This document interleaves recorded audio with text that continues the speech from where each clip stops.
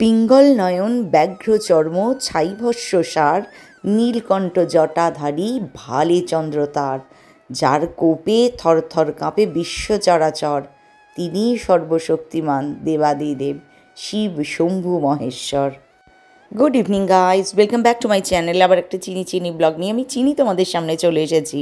আজকের ব্লগ আগামীকালের উদ্দেশ্যে, যদিও আজ 7ই মার্চ ব্লগটা করছি, কিন্তু আমি কালকের জন্য করেছি, কারণ আগামীকাল গোটা দেশ জুড়ে পালিত হবে মহাশিবরাত্রি। মহাশিবরাত্রির মাহাত্ম্য কী, এটার সম্পর্কে আমরা সকলেই মোটামুটি জানি, কিন্তু দেবাদিদেব মহাদেব শিব, এ কথার অর্থ কী? শিব মানে যা নেই, শিব আছে কিন্তু কোথাও নেই, বিনা শক্তি শিব সব মাত্র।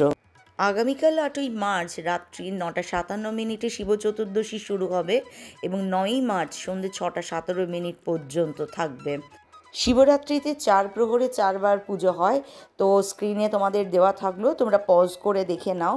4 প্রহরে 4 বার যারা পুজো করো তাদের টাইম সময় সমস্তটুকু দিয়ে দেওয়ার চেষ্টা করলাম, আমি এভাবেই করি।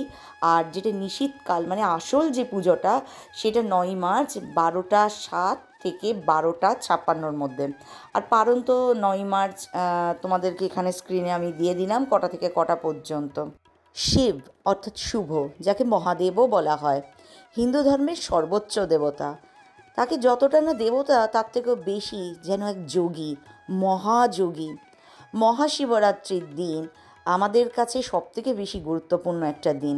ফাল্গুন মাসের অন্ধকার অর্ধের চতুর্দশীর দিনে পড়ে। ভগবান শিব নিরাকার, আকৃতিহীন ও নিরবধি, অন্যতম শ্রদ্ধেয় এক হিন্দু দেবতা। মনে করা হয় শিবরাত্রির দিন দেবাদিদেবের পুজো করলে মোক্ষ লাভ হয়ে যায়।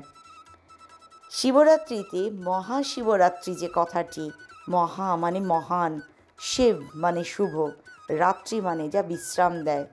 যারা আমরা পারিবারিক জীব, আমরা যারা নিজেদেরকে মনে করি, তাদের কাছে এই দিনটা নিজেদের সমস্ত নঙর্থককে দেবাদিদেবের পায়ে দান করে সদর্থক ঊর্জা গ্রহণ করে নিজেকে পরিশুদ্ধ করতে পারি, রাত্রি জাগরণ করে দেবাদিদেবের আরাধনা করতে পারি। আর যারা যোগী সন্ন্যাসী, তাদের কাছে সেদিনটা আরও মহান। এই দিন দেবাদিদেব আর মা পার্বতীর বিয়ে হয়েছিল। স্ক্রিনে এখন যে ছবিটা দেখছো, এটা হচ্ছে উত্তরাখণ্ডের ত্রিযুগী নারায়ণ। এইখানে 1 লক্ষ শালগ্রাম শিলাকে সাক্ষী রেখে মা দেবাদিদেবের বিয়ে হয়েছিল। আজও সেই বিয়ের যজ্ঞ এখানে জ্বলছে। আমি নিজে গেছিলাম এবং যজ্ঞের এই যে দেখছো, এটা হচ্ছে তোমার যজ্ঞশিলাটা। এখানে মা আর দেবাদিদেবের বিয়ে হয়েছিল, এক অদ্ভুত জায়গা। মহাশিবরাত্রি হলো সেই অতীন্দ্রিয় ঐশ্বরিক চেতনার রাত, যা 3 ধরনের সমস্যা থেকে মুক্তি দেয়, যেমন আধ্যাত্মিক, আধিভৌতিক, আদিদৈবিক। সেই সাথে আমাদের দেহের প্রতিটি কণাকে জাগিয়ে তোলে সত্য, প্রেম, সৌন্দর্য। শিবলিঙ্গে জল দেওয়ার একটি পদ্ধতি আছে, তোমাদের আগে বলি। এই যে শিবলিঙ্গ, এর বাঁ দিকে গণেশ অধিষ্ঠান করেন, আগে সেই গণেশ পিঠে জল দিতে হয়। ডান দিকে কার্তিকে অধিষ্ঠান করেন, কার্তিকের পিঠে জল দিতে হয়। একদম সামনে এইখানে আছেন অশোক সুন্দরী, দেবাদিদেব আর মায়ের কন্যা, সেখানে জল দিতে হয়। তারপর আগে এই পিঠে জল দিতে হয়, ওটাকে মাকে মনে করা হয়। তারপর শিবলিঙ্গে জল দিতে হয়। আমি অনেক জায়গায় পড়েছি শিবলিঙ্গ নিয়ে বিকৃতকর কিছু মানসিকতার পরিচয় পেয়েছি। শিবলিঙ্গ কথার অর্থ কী, মানে লিঙ্গ এখানে কি? লিঙ্গ এখানে কোনো শরীরের অংশ নয়, লিঙ্গ কথার অর্থ হচ্ছে প্রতীক। দেবাদিদেব নিরাকার, দেবাদিদেবকে বোঝা যায় না, তাই জন্যই সেখানে দেবাদিদেবকে বোঝার জন্য তার এই রূপ দান করা হয়েছে, প্রতীক হিসেবে আমাদের কাছে আছে। লিঙ্গ পুরাণের 3য় অধ্যায়ে বলা আছে, নিরাকার পরম সত্তা হলো লিঙ্গম। মহাদেব হলেন সেই পরম নিরাকার এবং নির্গুণ, তার রূপেই সমস্ত অবর্ণনীয় বস্তু আবির্ভূত হয়। সর্বশ্রেষ্ঠ লিঙ্গের 2টি অংশ রয়েছে, প্রধান এবং প্রকৃতি। অগ্রণী লিঙ্গটি বর্ণ, পরীক্ষা, স্পর্শ, গন্ধ এবং কম্পন বা শব্দ বর্জিত। প্রকৃতপক্ষে শিব হলেন আলিঙ্গ, অর্থাৎ নিরাকার বা প্রতীক ছাড়া। আবার তিনি নিজেই পঞ্চভূত, পঞ্চতমনাত্রস লিঙ্গের রূপ ধারণ করেছেন এবং এই লিঙ্গ থেকে এই সৃষ্টির কারণ ব্রহ্মা, বিষ্ণু ও শিবের উদ্ভব। তো সুতরাং যা জানি না তা মনে হয় আমাদের আলোচনা করা উচিত নয়। আর একটা উদাহরণ দিই, বিনা উদাহরণ তো তোমরা কোনো কথা মানবে না। শিবলিঙ্গাষ্টকম আদি শঙ্করাচার্যের লেখা, বিশেষভাবে লেখা, সেখানে একটি লাইন আছে, মানে বলতে পারো শেষ লাইনটি আছে, পরত পরত পরমাত্মক লিঙ্গম তৎ পর নামামি সদা লিঙ্গম, যার মানে হচ্ছে শিবলিঙ্গ হলো শিবের পরমাত্মা বা পরমাত্মক, অর্থাৎ রূপের প্রতিনিধিত্ব করে। সেই কারণে ভালো করে না জেনে স্বয়ং মহাযোগী সম্পর্কে কথা বলা উচিত নয়, তাই না? আমরা তাদের সন্তান, পিতা সম্পর্কে এমন কথা মনে হয় মানায় না। যাই হোক, চলো আসল কথায় ফিরে আসি। দেবাদিদেবের পুজো, দেবাদিদেব সংহারকর্তা, ত্রিদেবের মধ্যে তিনি হলেন সংহারকর্তা। কত কিছু পূর্ণমাত্রায় আমরা জানি না। তোমরা কি জানো দেবাদিদেবকে কখনো পূর্ণ পরিক্রমা করতে নেই? দেবাদিদেব মহাদেবের অর্ধ পরিক্রমা হয়, কারণ দেবাদিদেব মহাদেব আর মা সবসময় একসাথে থাকেন। ওই লিঙ্গটা তারই প্রতীক হিসাবে ব্যবহার করা হয়। শিব আর পার্বতী সদা সর্বদা এক। 4 প্রহরে 4 বার দেবাদিদেবকে পুজো করা হয়। প্রথম প্রহরে দুধ দিয়ে পুজো করা হয়। মন্ত্র হলো ওম হৌম ঈশানায় নমঃ। তারপর দই দিয়ে ওম যৌং অঘরায় নমঃ। এরপর ঘি দিয়ে যখন করা হয় ওম হোম বামদেবায় নমঃ। এরপর মধু দিয়ে যখন করা হয় ওম হ্রাং সদ্যজাতায় নমঃ। প্রতিবার একটা করে এই যে দান করবে, তারপর জল দিয়ে পরিষ্কার করে অক্ষত আর ফুল দান করতে হয়। অক্ষত বলতে একদম গোটা আতপ চাল, ভাঙা থাকলে চলবে না। সর্বশেষে গঙ্গা জল দিয়ে যখন পুজো করবে ওম নমঃ শিবায় নমঃ পঞ্চাক্ষরী মন্ত্র। দেবাদিদেব মহাদেবের কোনো মন্ত্রই যদি জানা না থাকে কোনো অসুবিধা নেই, সবসময় ওম নমঃ শিবায় বলে যাবে।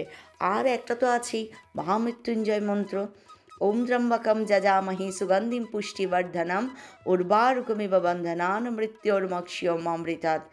এই বলে পঞ্চামৃত দিয়ে দেবে। পঞ্চামৃত তৈরি তো সকলেই জানো, দুধ, ঘি, মধু আর হচ্ছে মিছরি, দই, এইগুলো দিয়ে তৈরি করে দিয়ে দেবে। পঞ্চামৃত স্নান করাবার পর আবার পরিষ্কার করে জল দিয়ে একদম ধুয়ে পরিষ্কার করে বেলপাতা অর্পণ করবে। বেলপাতা আমাদের তিনটে যে আমাদের গুণ আছে তার প্রতীক, শতরজতম।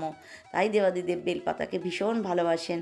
আমরা আমাদের সমস্ত নর্থক দেবাদিদেবের চরণে অর্পণ করে দিলে এই দিনটা এত মহান যে দেবাদিদেব আমাদের প্রতি সন্তুষ্ট হয়ে আশীর্বাদ দেন। এরপর কাটা ফল দেবে। কাটা ফল দেবাদিদেবের ভীষণ প্রিয়, আর এই গাছেরই ফুল হচ্ছে ধূত্র ফুল। ধূত্র ফুলও দেবাদিদেবের ভীষণ প্রিয়। অপরাজিতা, আকন্দ, তবে আকন্দর মধ্যে যেটা শ্বেত আকন্দ সেটা দেবাদিদেবের ভীষণ প্রিয়। না পাওয়া গেলে এই আকন্দ দিলেও কোনো অসুবিধা নেই, যা দেবে মনের আস্থার বিশ্বাস দিয়ে। এরপর দেবাদিদেবকে খুব সুন্দর করে সাজিয়ে তারপর দেবাদিদেবের কপালে 3 আঙুল দিয়ে অষ্টগন্ধা ভালো করে গুলে 3 আঙুলে অষ্টগন্ধা দিয়ে দেবে। এই অষ্টগন্ধা দেবার পর সেই অষ্টগন্ধা নিজের শরীরে ঠেকিয়ে তোমাদের শরীরে যার যত কঠিন ব্যাধি আছে না কেন, যদি সেই ব্যাধি দেবাদিদেবকে হরণ করে নিতে বলো, সেই ব্যাধি কিন্তু সেরে যায়। এত বড় ক্ষমতা অষ্টগন্ধার। কিন্তু সেই অষ্টগন্ধাকে আগে দেবাদিদেবকে ছোঁয়াতে হবে, তারপর নিজের শরীরে নেবে। কাল এটা করে দেখো তো কোনো সুরাহা হয় কি না। যদি কারো সুরাহা হয় কমেন্ট বক্সে কমেন্ট করতে ভুলো না কিন্তু। দেবাদিদেবকে 5 ফল দেবে অতি অবশ্যই। পারলে এক দামে 5টা কলা কিনে দেবাদিদেবকে সবসময় অর্পণ করার চেষ্টা করবে। যদি খুব সম্ভব না হয়, এমন জায়গায় আছো 5 ফল পাওয়া যাচ্ছে, কোনো চিন্তা নেই। আর মিষ্টি তোমাদের সাধ্যমতো উপাচার দেবে। আর বেল ফল মানে শ্রীফল যেটাকে বলি, দেবাদিদেবের ভীষণ প্রিয়। বেলপাতা আর বেলফল এই দুটো দেবাদিদেবকে অর্পণ করলে আর কোনো কথা হবে না। এরপর প্রদীপ জেলে ধূপ ধুনো দিয়ে সুন্দর করে আরতি করবে। কিন্তু সবথেকে বেশি যিনি ভালোবাসেন তিনি সেটা হচ্ছে কর্পূর আরতি। ওই যে একটা গান আছে না বা মন্ত্র আছে না, কর্পূর গৌরং করুণাবতারম সংসার সারম ভুজগেন্দ্রহারম সদা বসন্তাম হৃদয়ারবৃন্দে ভবম ভবামি সৈতম নমামি। এই যে অক্ষত দেখো দেখালাম, এইটা হচ্ছে অষ্টগন্ধা, দোকানে গেলেই পেয়ে যাবে। আর হচ্ছে চন্দন। এরপর নিজের সুন্দর করে দেবাদিদেবকে সাজাতে পারলে তো কোনো কথা হবে না। তবুও আমি এই জিনিসগুলো তোমাদের সামনে তুলে ধরলাম। এগুলো দিয়ে দেবাদিদেবকে সুন্দর করে আগামীকাল পুজো করবে। যার যতটুকু সামর্থ্য, কিছু না হলে জল বেলপাতা নিজে শুদ্ধ ভক্তি অর্পণ করবে দেবাদিদেবের উপরে। কালকে যদি পারো একটু দুধে যদি কালো তিল ভিজিয়ে রেখে দিতে পারো, বা জব যদি দুধে ভিজিয়ে রেখে দিতে পারো, তোমাদের যত রকমের সমস্যা আছে কেটে যাবে। দুধে না ভেজাতে যদি পারো তাহলে শুধু এমনি শুকনো জব বা কালো তিল অর্পণ করলে খুব ভালো। কারণ কালো তিল শনিদেবকে সন্তুষ্ট করে, আর দেবাদিদেব হচ্ছেন শনিদেবের গুরুদেব। সুতরাং দেবাদিদেবকে কালো তিল দিলে শনিদেব তুষ্ট হয়ে মানে সন্তুষ্ট হয়ে যান। আর দেবাদিদেবকে আরেকটা জিনিস দিতে পারো, সেটা হচ্ছে শমী গাছের পাতা। শমী গাছের পাতাটাকে গ্রহরাজের প্রতীক বলে মনে করা হয়। তো তার একটি পাতা দেবাদিদেবকে দান করা মানেই হচ্ছে 1,00,000 বেলপাতা দানের সমান তার পুণ্য, মানে পুণ্য হয়ে যায়। এরপর পইতে তো দেবেই। আর এটা হচ্ছে দ্বাদশ জ্যোতির্লিঙ্গ। ইচ্ছা থাকলেও তোমাদেরকে শেয়ার করলাম, এক এক করে আমারও দর্শন করার ইচ্ছা থাকলো। আগে সবই তার ইচ্ছা, দেবাদিদেবের কৃপা। যারা আধ্যাত্মিকতায় আছো তাদের জন্য মহাশিবরাত্রির এই দিনটি, মানে যারা আমরা পারিবারিক জীব অথচ ধর্মপথে থাকতে ভালোবাসি, তাদের কাছে এটা হচ্ছে দেবাদিদেব মহাদেবার মায়ের বিবাহবার্ষিকী। যারা পার্থিব উচ্চাকাঙ্ক্ষা নিয়ে আছেও তাদের কাছে এটা হচ্ছে, মনে করা হয় শিব এদিন তার সমস্ত শত্রুকে জয় করেছিলেন। কিন্তু যারা যোগী, যারা সন্ন্যাসী, তাদের কাছে এই দিনটা করছেন, তিনি সেদিন পাহাড়ের মতো হয়ে গেছিলেন, একবারে স্থির, কৈলাস পর্বতের সাথে একাকার হয়ে গেছিলেন। সবাই খুব সুন্দর করে একাত্ম হয়ে পবিত্র চিত্তে একদম শিবরাত্রির ব্রত পালন করো। চেষ্টা করব খুব শিগগিরই দেবাদিদেব মহাদেব সম্পর্কে একদম পূর্ণ মাত্রায় খুব ডিটেলসে ব্লগ নিয়ে আসার। এইটুকু ব্লগে দেবাদিদেব সম্পর্কে বলা যায় না, খুব শিগগিরই তোমাদের কাছে নিয়ে আসবো। তিনি আদতে কে, শিবলিঙ্গের আকার কেন নিয়েছিলেন।